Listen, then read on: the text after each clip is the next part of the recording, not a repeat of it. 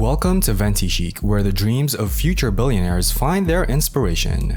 Today, we've been scouring various social media platforms, Instagram, Facebook, Twitter, to uncover the questions you've been asking about watches. It's an exciting journey we're embarking on in this video, as we delve into the queries that have caught our attention. Let's dive right into it. For our first question here, we have Rolex. Will the Rolex Bubble Burst? Will the trend of declining prices continue, or are we in for another hype surge with upcoming releases? Let's quickly touch base on Rolex and its secondary market, the focal point here. In the realm of the most sought-after pieces, we're witnessing a dip in value, specifically in the likes of the Daytona. The downturn is hovering around 15 to 20% as of this recording.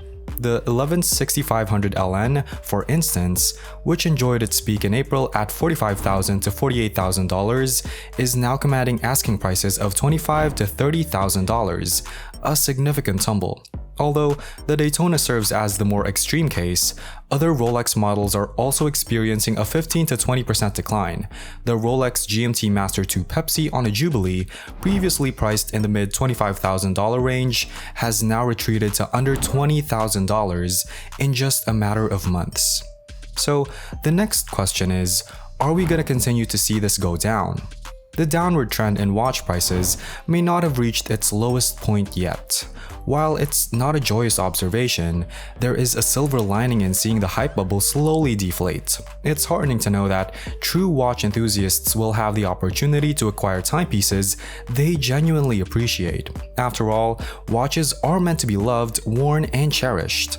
For the industry to thrive, it's vital to keep watches in the spotlight, to have people genuinely buying and wearing them. So while this market correction isn't entirely positive, it does serve a purpose. We can anticipate a continued dip in Rolex and potentially other brands. Please note, this isn't financial advice, but rather an observation. Factors like rising interest rates and dealers becoming more cautious about purchasing new or Rolex products with thin margins are contributing to this correction. Flippers face more risk in a market where margins are tight. However, this situation could mean more opportunities for regular retail buyers. In essence, there's a shift happening, and it's probably a good thing for watch enthusiasts who genuinely desire these timepieces. It filters out the quick flip crowd, allowing those who truly appreciate watches to own them. While it's not a reason for celebration, the ebb and flow of hype can benefit the industry by keeping watches relevant and sparking discussions. So let's not lose sight of the bigger picture. While there's an adjustment in progress, it ultimately paves the way for dedicated watch enthusiasts to enjoy their passion more freely. There are reports of more people receiving calls from authorized dealers, and it seems like we're on the path towards a positive shift, even though the extent of price reductions remains uncertain. Next question. Alternatives to the Nautilus. For those drawn to the Patek Nautilus's aesthetics, but on a budget, affordable alternatives under $5,000 can offer excitement. The case shape, size, and window design are key attractions. Among these options are watches that capture similar vibes without the high price. The Tissot PRX offers a clean style below $1,000, while the Formex Essence and Reef continue this essence. Tudor's integrated style and the Frederic Constant High Life, within $2,000 to $3,000, provide further choices. Baume & Mercier Riviera brings luxury with automatic and budget-friendly Sellita options. Exploring pre-owned watches like discontinued Zenith Defy models can also yield excellent craftsmanship. Next question. What do you think about watch subscription services that give you a watch every month for a fixed monthly fee and enter you in a drawing for a high-end watch? Is it worth it? My passion for watches lies in the hunt, seeking timepieces that match my evolving taste. The joy of shopping and discovering is what draws me to collecting. Subscription services, however, remove this thrill, conflicting with my consumer values. While they suit some, for most, they might not make sense, as clarity in purchases matters to me. Watches to me are a personal experience. I value choosing pieces that resonate with my preferences. Subscription models have their place, and they're ethical for diverse preferences, yet my collecting is driven by a personal journey. I relish the process and connection, finding it exciting, not a struggle. Subscriptions may suit others, but they don't align with my philosophy. Next question. How much should accuracy matter in mechanical watches under $1,000? Accuracy is important, but I've observed an interesting trend. Those expecting pinpoint precision usually spend less on watches. If you're after the most accurate timepiece, mechanical watches might not be your best bet, or at least you should set realistic expectations across the board. Managing expectations is key to contentment. This rule applies in many areas of life. For instance, in customer service, promising delivery in 6 days when it arrives in 3 fosters delight. But if you promise 2 and deliver in 3, the experience disappoints. Similar principles hold for watch movements. Many folks hold unrealistic accuracy hopes, especially in the affordable range. Let's consider some specifics. Miyota 8 series movements, -20 to +40 seconds per day. Miyota 9 series, -10 to +30 seconds per day. Seiko NH35, -20 to +40 seconds daily. ETA 2824, a reliable Swiss automatic, -12 to +30 seconds, with higher grades offering better performance. Remember, it matters, but avoid demanding too much. If a Citizen watch runs 25 to 30 seconds off the perfect time, it's within the specs they suggest. Owning a mechanical watch is akin to choosing a car. Muscle, affordability, and fuel efficiency aren't all achievable simultaneously. Understand your priorities.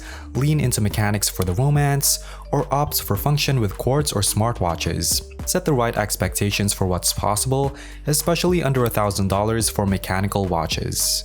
Next, we have building a relationship with your AD. How can I build a genuine and healthy relationship with an AD to get the Rolex of my dreams and convince them that I'm passionate about the piece? Many might hesitate with ADs due to gamification. Let's discuss why. Awful ADs with elitist tactics exist frustratingly. Acquiring a Rolex delicately matters. Secret shopping by Rolex at dealers detects errors. ADs must sell watches, not to wrong buyers or flippers, disliked by Rolex for reputation. Advertisers balance to keep Rolex privileges, seeking genuine buyers valuing watches. While some favor certain buyers, all seek peace of mind and sales. Tips: physically visit, not just call. Show you're local, boosting consideration. Flying in isn't ideal. Connect with local dealers, build a personal link for better buying chances. I feel similarly about in-person meetings, if practical. Face-to-face interactions convey mannerisms, crucial for first impressions. Picking the right dealer matters. In cities with options, explore a few for your vibe. Transparency is vital, though not all are equal. Being selective and present builds rapport. While searching, explore other purchases. For a sought-after piece like a Daytona, competition is fierce. Dealers prioritize top clients, similar to job interviews. Limited pieces go to those impressing. Sharing passion, eye contact, assuring you're no flipper matters beyond money. Honesty brings peace of mind. Genuineness and presence are vital for success in acquiring these watches. Next question is about whether it's worth it to buy a high-end watch. Balancing a $100 watch's carefree attitude with a $10,000 timepiece's caution is crucial. Stretch your budget wisely and find equilibrium. When sporting an expensive watch, consider your net worth and investments. Luxury items without essentials can lead to constant worry. Ask, would burning the watch change your finances? Ensure it won't strain you. Key movements of the last 50 years include ETA 2824, Value 7750, Seiko Astron Quart, Grand Seiko Spring Drive, Omega Coaxial Escapement, and A. Lange & Son L951 Datograph. Buying a watch? Thorough research or quick decisions for limited editions work. Assess finances and impacts. Create pros and cons lists to evaluate wisely. Balance spontaneity and thoughtfulness. Quick buys can lead to regrets if straining resources. Prioritize well-being and financial security. Make a purchase that aligns with preferences and stability. And that concludes our session. We appreciate your presence here at Ventichic. Don't forget to show your support by liking, commenting, and subscribing to our channel for future content. Stay tuned for more exciting updates.